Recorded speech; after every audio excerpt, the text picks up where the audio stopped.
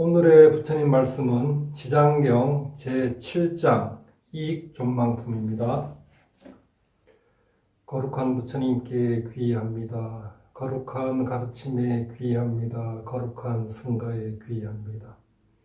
정구업진한 수리수리 마수리 수수리 사바 수리수리 마수리 수수리 사바 수리수리 마수리 수수리 사바 오방 내외 아니 계신지는 나무사만다 못다나 옴 도로도로지미 사바하 나무사만다 못다나 옴 도로도로지미 사바하 나무사만다 못다나 옴 도로도로지미 사바하 개경계 위없이 심히 깊은 미묘한 백천만급 진한들 어찌 만나리 제가 이제 보고 듣고 받아 지니니 부처님의 진실한 뜻 알아지이다. 개법장지는 오 마라나 마라다 오 마라나 마라다 오 마라나 마라다. 제7장 이익존망품. 살아있는 사람과 죽은 사람 모두에게 이익되다. 그때 지장보살 마살이 부처님께 살이었다. 부처님이시여, 제가 인간 세계 중생들을 보니 그들이 말하고 행동하고 생각하는 모든 것에 죄 아닌 것이 없나이다. 간혹 좋은 인연을 만나더라도 그 인연은 곧바로 끊어지고 나쁜 인연을 만나면 점점 더 나쁜 인연에 물들곤 하더이다. 이러한 사람들은 마치 무거운 짐을 지고 지느길을 걷고 있는 것 같아 갈수록 몸은 지치고 짐은 무거워지며 발은 진흙 속으로 더욱더 깊숙이 빠져 들어가는 것과 같나이다. 다행히 선지식을 만나게 되면 그 선지식이 무거운 짐을 일부 덜어주거나 혹은 전부를 대신 져주기도 하나니 이 선지식은 큰 원력 있는 까닭으로 다시 부축에 힘을 내게 도와주며 바른 길에 서는 지나온 나쁜 길을 되돌아보게 함으로써 두 번 다시 그런 위험에 빠지는 일이 없도록 하나이다.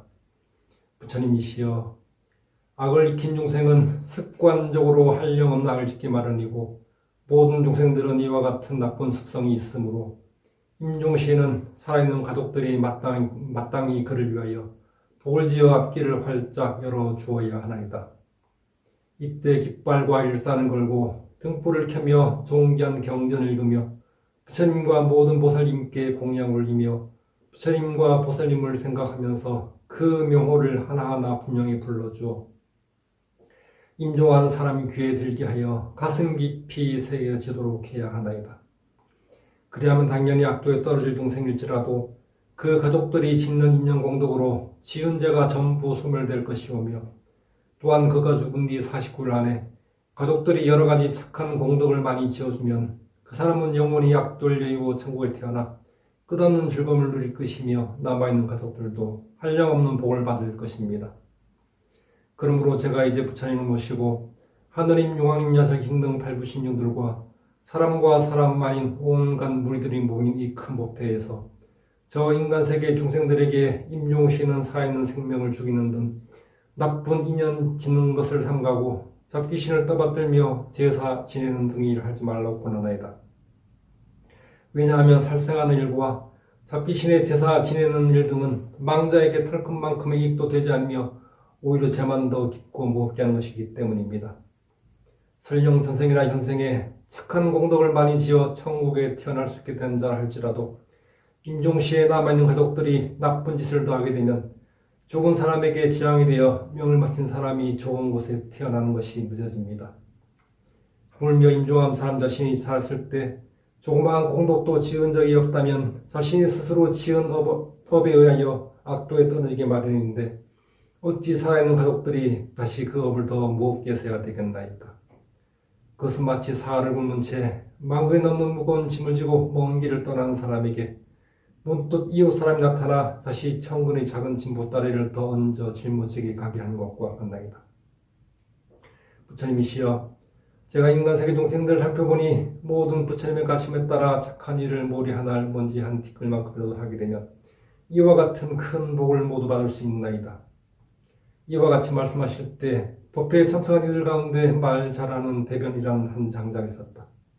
이 부자는 오래전 열발성취에 시방세계 중생들을 교화하였고 지금은 장자의 몸으로 나타나는 분이었다. 대변 장자는 합장 정리하며 지장보살님께 여쭈었다.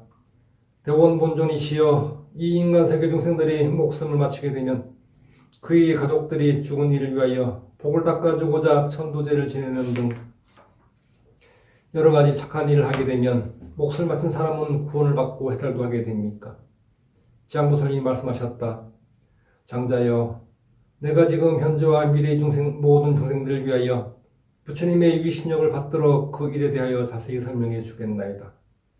장자여, 현재와 미래의 모든 중생들이 목숨을 마치게 될 때 한 부처님의 명호나 한 보살님의 명호만 불러도 죄가 있고 없고를 갈 것 없이 모두 다 해탈을 얻게 되나이다. 만약 어떤 선남자 선여인이 살아있을 때 착한 일은 하지 않고 도리어 많은 죄만 짓고 임종하면 그의 가족들이 훌륭한 공덕을 지어 복되게 하더라도 죽은 사람은 7분의 1만 얻게 되고 7분의 6은 살아있는 사람에게 이익이 되어 돌아갑니다. 그러므로 현재와 미래의 선남자 선여인이 제 말을 듣고 스스로 복을 당다면 그 공덕의 전부를 얻을 수 있나이다. 장자여, 죽음의 저승사자는 때와 장소를 가리지 않고 찾아옵니다. 어둠 속을 헤매는 영혼은 자기 죄와 복을 알지 못하고 40굴 동안 바보인 듯 귀머린 듯 지내다가 야마 천국의 하느님인 염라대왕 앞에서 심판을 받고서야 그 업에 따라 다시 생을 받게 되니 앞날 예측할 수 없는 사이에 근심과 걱정은 천여만인데 더구나 악도에 떨었을 때는 오죽하겠나이까. 이 몫을 바친 사람이 아직 다시 태어나 얻지 못하고 있는 40굴 동안 생각마다 여러 가족과 친척들이 천도제를 지내어 구원해 주기만을 간절히 바라다가 이 40굴이 지난 뒤에는 그 업에 따라 과업을 받게 되니 만약 그가 죄에 많은 중생이라면 1100년이 지나더라도 해탈할 날이 없을 것이며 만약 그가 무한족에 떨어질 큰 죄를 지어 무한족에 떨어지게 되면 천만고토로운 고통이 끊일 새가 없나이다.